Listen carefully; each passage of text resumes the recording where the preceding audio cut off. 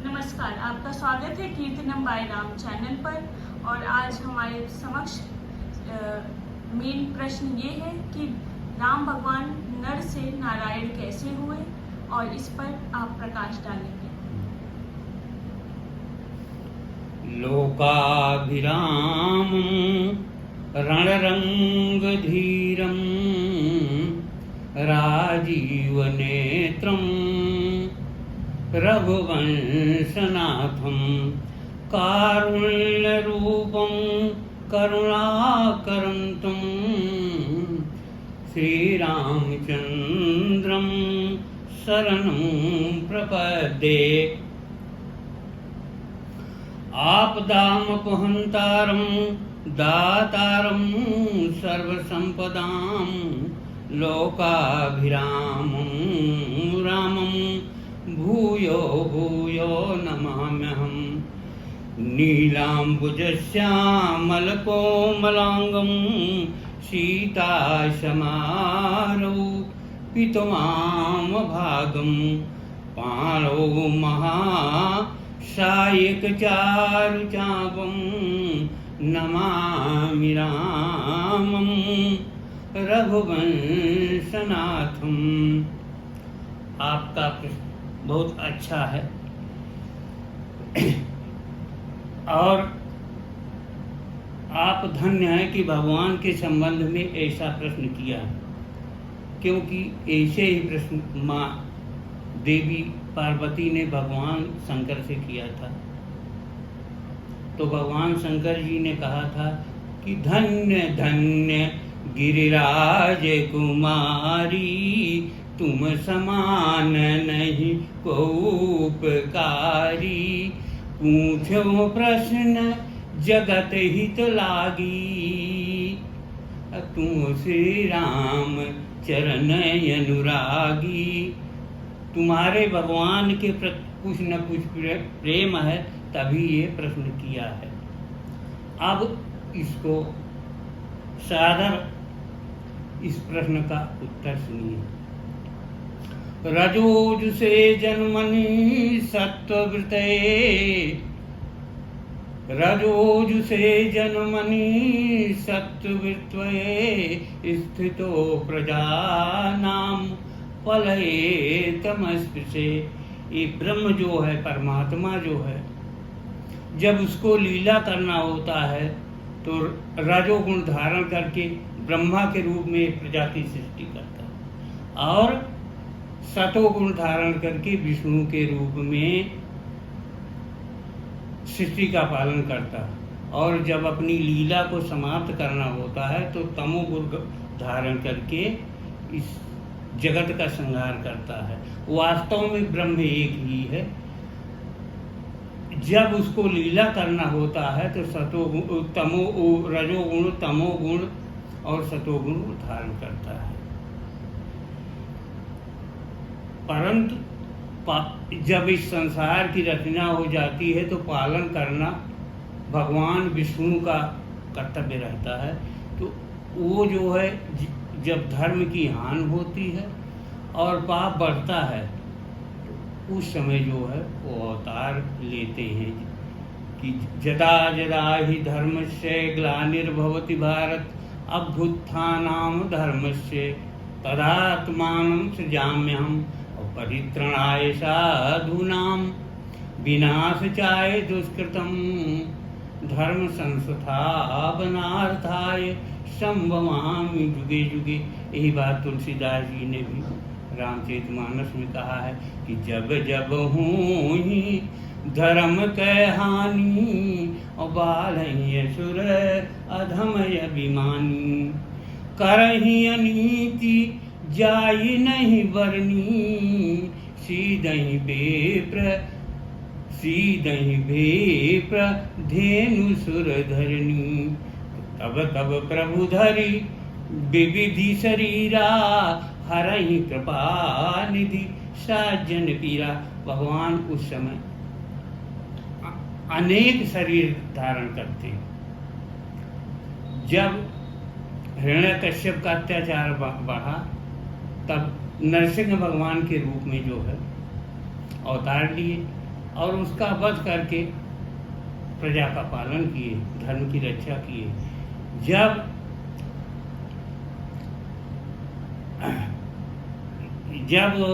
क्या कहते उस पे रक्षा करनी हुई क्या पृथ्वी की, तब जो है उन्होंने मत्स्य अवतार लिया और मत्स्य अवतार रह करके पृथ्वी की रक्षा की, प्रलय से बचाया। और जब पृथ्वी पाताल में चली गई थी तो उन्होंने बारह रूप धर करके पृथ्वी को जो है फिर स्थापित किया तथा हिरण्याक्ष का वध किया। जब रावण का अत्याचार बढ़ा तो भगवान जो है धर्म की रक्षा के लिए उस समय जो है क्षत्रिय के रूप में महाराज दशरथ के यहाँ जन्म लिए। सामान्य में तो भगवान का सारा आचरण एक सामान्य राजकुमार और एक बालक का था। जब छोटे थे तो सामान्य बालक का जो है लीला करते थे, जिसे सामान्य बालक जो है करता है वही वो भी करते थे। वो भी क्या कहते हैं चंद्रमा को खेलने के लिए मांगते थे, नहीं मिलते थे तो जमीन पे लौट जाते थे। तो कब हूँ शशि मांगत आरी करें और कब हूँ प्रतिबिंब निहारी डरें, कब हूँ करताल बजाई के नाचत मातु मने मुद मोद भरें, और कब हूँ ऋषियाई परे मही पे पुनिले तिने जेहि लागी रे, तब हूँ कब हूँ ऋषियाई परे मही पे पुनिले तिने जेहि लागी रे, अवधेश के बालक चारि सदा तुलसी मन मंदिरे में विहरें। अवधे इस तरह सामान्य बालक का जैसा वो लीला किए। अब एक प्रश्न उठता है कि कैसे ब्रह्म हो गए।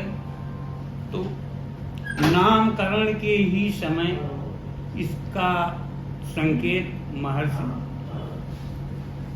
महर्षि वशिष्ठ जी ने दे दिया था। जब नामकरण करने चले तो उन्होंने महाराज दशरथ से कहा कि ये आपका जो बड़ा पुत्र है वो जो आनंद सिंधु सुख राशि श्रीपति सो वैकुंठ निवासी, जो आनंद सिंधु सुख राशि असी करते त्रैलोक्य सुपाशी, तो सो सुख धाम राम यश नामा अखिल लोक दायिक विश्राम।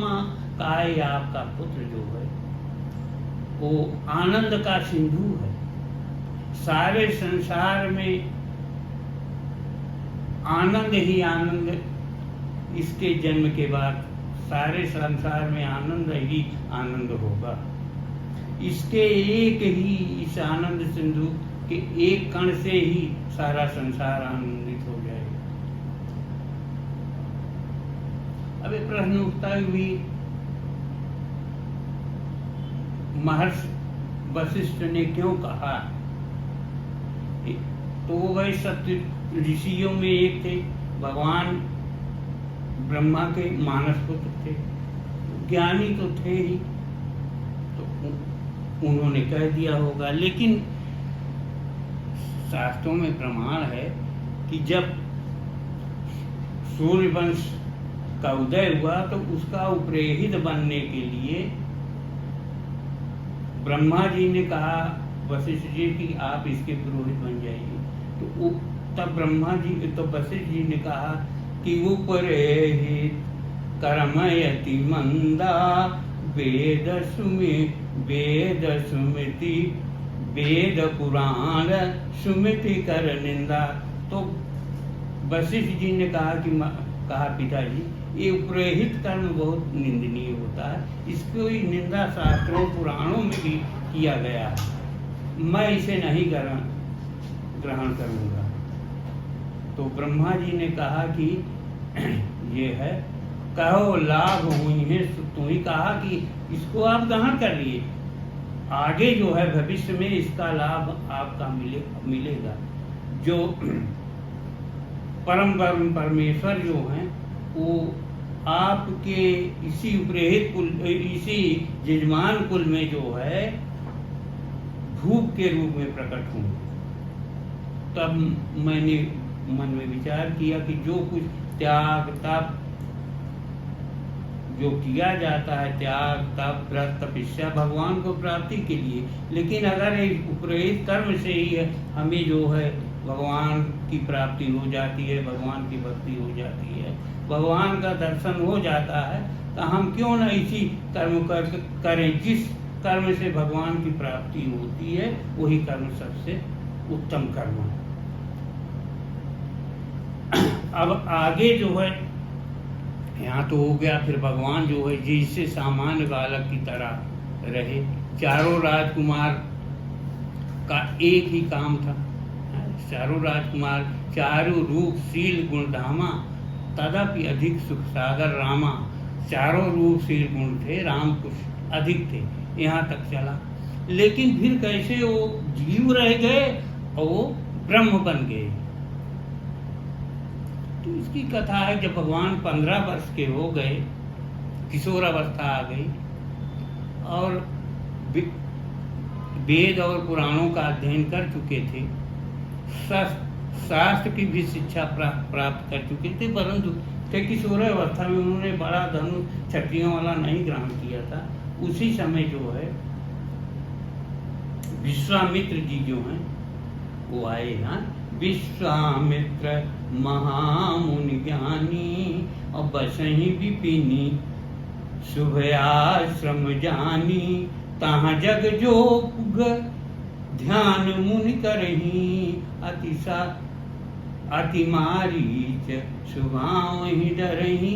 वहाँ अपने आश्रम पे विश्वामित्र जी जब जोग यज्ञ तब कुछ करते थे तो मारीच और सुबाह जो ताड़का के पुत्र थे वो जाकर के उसमें बाधा डालते थे, वो यज्ञ जप नहीं कर पाते थे। तो बड़े बड़े राजा थे उस समय चक्रवर्ती, लेकिन वो भी उन निशाचरों को से युद्ध में पराजित हो गए, उनको रोक नहीं पाए। ब्रह्मा जी की तरफ से ऐसा उनको वरदान मिला। जब यहाँ के राजा नहीं रोक पाए तो स्वयं जो है भगवान इंद्र आए, लेकिन वो भी पराजित हो गए। तो फिर जब पराजित हो गए तो फिर यही हुआ कि भाई अधर्म बढ़ गया है, तो भगवान के प्रकट अवतार लेने का सब लोग प्रतीक्षा कर रहे थे। तो उस दिन भगवान विश्वामित्र ने कहा भाई अब राम जो है 15 वर्ष के हो भी गए हैं, अब उनके शिक्षा भी मिल गया है, तो क्यों ना इसी बहाने आए वहाँ अयोध्या जाएं, उनका दर्शन भी करें और विनती करके दोनों भाइयों को लाएं। तो तब मुनिवर मन कीन विचारा कि प्रभु अवतरे व हरन मही भारा। आया ही मिस पग देखूं जाई अकर बिनती आनऊ दो भाई। ज्ञान विराग सकल गुणैना अस प्रभु मैं देखूं भरी नैना।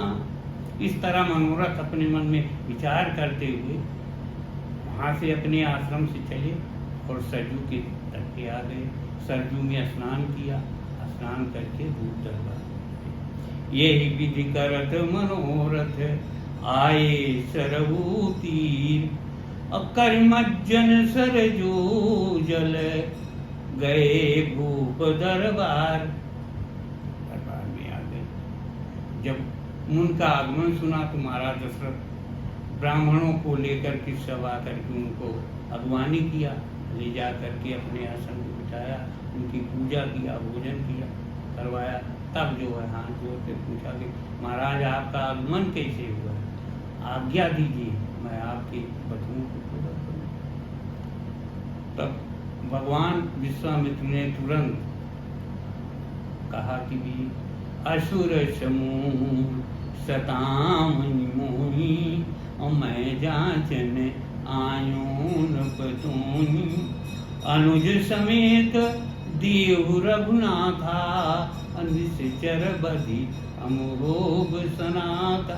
जब मुनि ने ऐसा प्रश्न रखा तब महाराज दशरथ जो है उनकी मुखमंडल की द्युति समाप्त हो जाती है, वो व्याकुल हो जाते हैं और कहते हैं कि महाराज चौथे पन पायो सुतचारी, भूप वचन नहीं कहो, वो विप्र वचन नहीं कहो। बेचारी कहा महाराज चौथे पन में मिले हुए हैं और निशाचर ऐसे हैं कि बड़े गोर कठोर हैं, इन भी पराजित हो सके हैं, तो ये छोटे बच्चे उनसे कैसे युद्ध करेंगे, आप ही बताइए।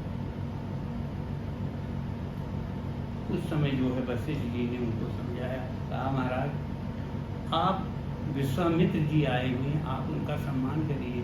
विश्वामित्र जी सामान्य पुरुष नहीं है, राम और लक्ष्मण, तो आप यहाँ अयोध्या से ज्यादा उनके संग सुरक्षित हैं। आप ये अज्ञान छोड़ करके उन्हें आप उनको दे दीजिए।